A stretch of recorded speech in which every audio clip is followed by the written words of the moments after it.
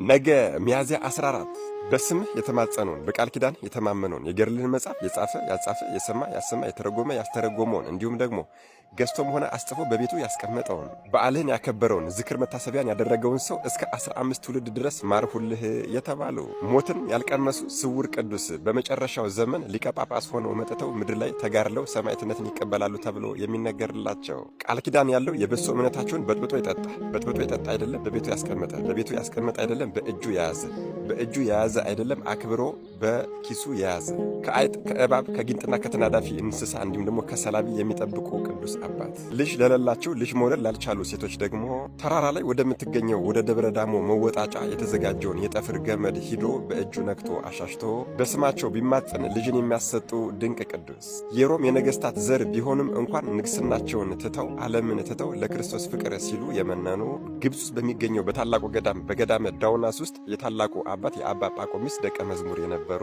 ከመነኮሱ ከመነኑ በኋላም ደግሞ እንደገና ወደ አገራቸው ወደ ሮም ተመልሰው 7 ቅዱሳንን የነገስታት ዘር የሆኑ 7 ቅዱሳንን በፍቅራቸው ማርከው ወደ ገዳም ወደ ምናኔ ይዘው የሄዱ ቅዱስ አባት ወዴት ሊሄድ ብለው ባሰቡ ጊዜም ሊቀ መላእክት ቅዱስ ገብርኤል ወደ ኢትዮጵያ ጭኖ ይዟቸው መጥቷል። በሊቀ መላእክት በቅዱስ ገብርኤል መሪነት ኢትዮጵያን ተዟዙሮ ካዩ በኋላም እንደገና ወደ ሀገራቸው ወደ ሮም ተመልሰው ሀገርስ ባሳየኋችሁ ሐዋርያት ሳያስተምሩባት በሕጉና በሥርዓቱ ጸንታ የምትኖር አስደናቂ ሀገር ኑ ላሳያችሁ ብለው 8ቱን ወዳጆቻቸውን ወደ ኢትዮጵያ ይዘው መጥተዋል።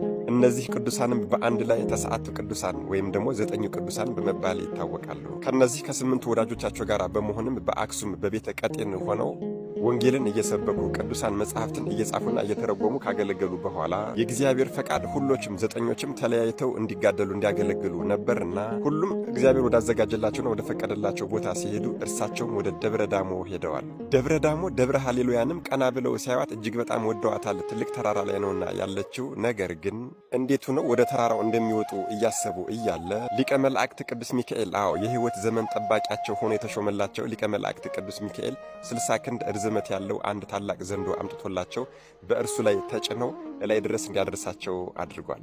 ልክ ከተራራው ጫፍ ላይ እንደደረሱም ሃሌሉያ ለአብ ሃሌሉያ ለወልድ ሃሌሉያ ለመንፈስ ቅዱስ ብለው ቢያመሰግኑ ከሰማይ ሰማያዊ ህብስት ወርዶላቸው ያን ተመግበዋል። እኒህ ቅዱስ አባትም ምናኔን በኢትዮጵያ በማስፋፋታቸውና ስርዓቱንም በማስተማራቸው አብሆሙ መነኮሳት ዘኢትዮጵያ የኢትዮጵያ የመነኮሳት አባት በመባል ይታወቃሉ። የኢትዮጵያ ንጉሥ ቅዱስ አጼ ገብረ መስቀልና ማህሌታይ ቅዱስ ያሬድም ወዳጆቻቸው ነበሩ። ከእሳቸው ጋርም በየጊዜው እየሄዱ ስለ ሃይማኖት ይነጋገሩ ነበረ፣ እየተባረኩም ይመጡ ነበረ። ቅዱሱ አባታችንም ሰማያዊ ህብስትና ጽዋ ከሰማይ እያወረዱ ቅዳሴ እየቀደሱ ያቆርቧቸው ያቀብሏቸው ነበር።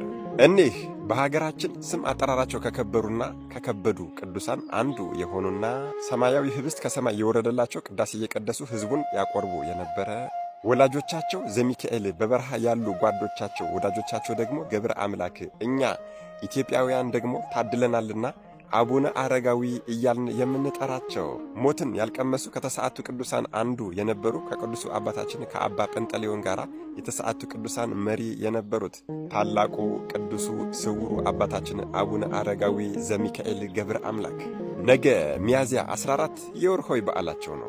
አደራ ለሁሉም ሰው ይዳረስ ዘንድ በደንብ አድርጋችሁ ኮፒ ሊንክ ማድረግ እንዳይረሳ። ለቤቱ አዲስ ሆናችሁ ፎሎ ማድረግ እንዳይረሳ።